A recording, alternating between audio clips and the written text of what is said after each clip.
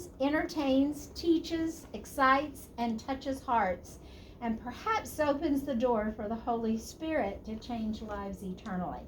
All from the research you do.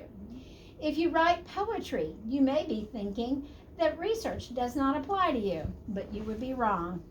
If you want to describe how a caterpillar goes from its cocoon to a beautiful butterfly and cannot recall the exact process or how long it takes or other important details, you would need to read up on it, right? And thus you are doing, wait for it, research. One source you might consult would be a science textbook that includes this info because you would feel you could trust it as reliable in these particulars. Another might be a listing on the internet through Wikipedia or other sites. However, that would all then need to be double checked for accuracy, because while the internet is a good starting point, you cannot fully rely on it to be accurate. It would be embarrassing if you stated this process takes place in an hour when it might take all day or several days. I don't really know the answer to this. I'm just throwing this out for your consideration. And if you write for greeting card companies, as Cheryl does, say perhaps you would use this analogy for our Christian transformation at salvation. But first you would need to read about it to get a feel for how to say it correctly and with passion that will touch hearts. And again, that is research. Or perhaps you've been asked to write a blog post or a devotional and wish to use this comparison in a powerful way to make your point, and you want to get it right. So you see, research can be considered by some as a stuffy word only for historical fiction authors like me, but nothing could be further from the truth. Seriously, it is especially needed by all of us who aspire to write for Christ, whether it's in a secular work or an inspirational one. Our credibility suffers if we miss a minor detail, but it also impacts our witness to the world around us. For if they see us as less than truthful in these little things, won't they then wonder what else we are not telling them the whole truth about? Long years ago, when newspapers were in their heyday, they always had a whole department dedicated to research. Writers were hired to spend hours poring over proposed articles to ensure every word was accurate, because even back then, reporters were famous for skipping over details. Sadly, they obviously did away with that business model long ago, but even more upsetting is the fact that the few that are still around seem to depend solely on the internet and social media now for their accuracy. While that source can be a good starting point, it by no means is a complete one, as I said earlier. There used to be a series of ads on TV for some company that always started out the same way, with two people talking about something startling that they did or they were wearing. When challenged, the response was the same. I saw it on the internet, so it must be true, right? Funny, but sad as well, because each instance was glaring in its inaccuracy. Yes, whatever you are seeking can be found there, true or not, but your job as an author should not stop there. Half-truths, twisted facts, outrageous so-called quotes, and even outright lies abound on every page, depending on the slant of the writer. Buried in between might be fascinating tidbits, but often are difficult, if not impossible, to discern from the made-up stuff. Do not get caught up in Googling everything and believe that is sufficient for all the research you need to do. So use it with great caution, be careful of the website it appears on, and view it as a stepping stone to other sources which can confirm the veracity of what you have read. My advice is to always at least double, if not triple, check anything you use from the World Wide Web. It does not have that name for nothing, you know. Like a spider uses one to trap its prey, it can suck you in and devour you with its deceptive ways if you're not cautious and discerning in its use. For instance, there is a well-known satire site, if you like that sort of thing, called Babylon Bee.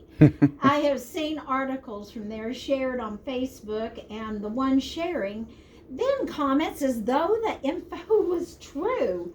That person has no idea the basis for the shocking headline. Just hit share without researching it. I personally am not much into satire, so when I read a suspicious title, I now first check out the website to see if it is this one. And if so, I keep on scrolling. Or at least I do not allow my blood pressure to shoot up.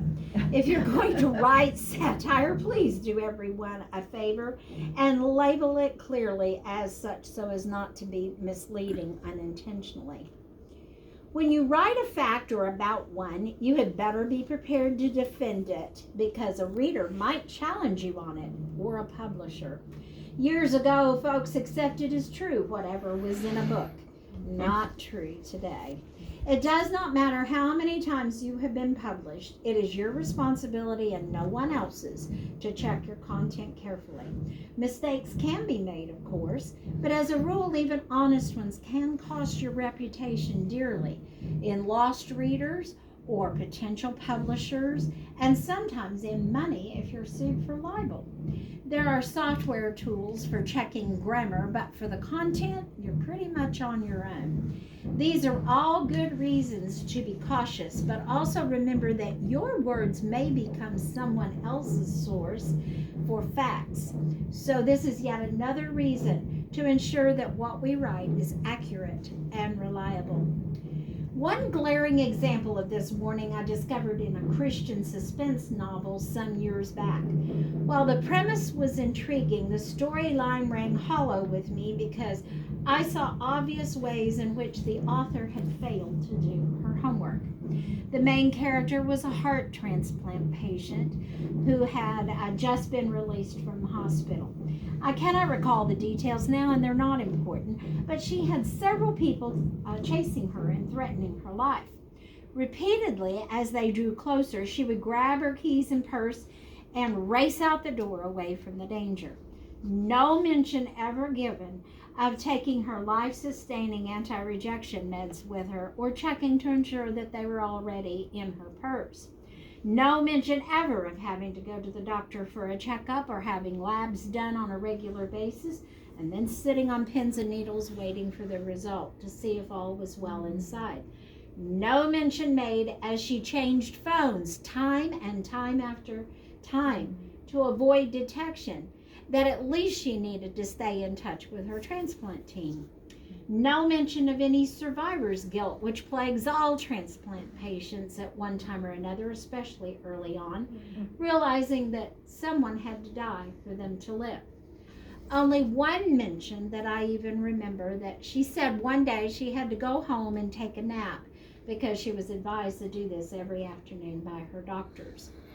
For the first month after a transplant, for your information, the patient is not ever to be out in public except to the doctor or lab. That is to protect him or her, of course, from germs.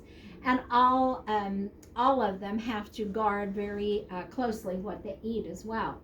Gary was on a highly restricted diet for the first 3 months after his transplant. And he had twice a week checkups for the first 2 weeks after discharge, then monthly ones for the rest of that first year. The more of the book I read, the more upset I became that this author had gotten it so wrong. If she was showing someone well past surgery and doing fine, that would be one thing. But right after getting out of the hospital, no, totally wrong. All it would have taken is for her to have contacted a transplant center or even go online to some Facebook or other social media transplant group to ask permission to interview a recipient. A simple piece of research that would have changed her book dramatically and made it far more accurate and believable. Have you heard the advice, write what you know? Well, I would add, but know what you write. If you aren't sure about a topic, that doesn't mean you cannot write about it, but you need to first learn about it as much as you can, and probably far more than you will ever use in the finished piece. This deep background work will make your writing come alive as it shapes your perspective, as well as how you sprinkle facts in, not make it an info dump where you simply unload everything you learned on a subject into your writing. That pitfall is one you need to carefully avoid at all costs. And your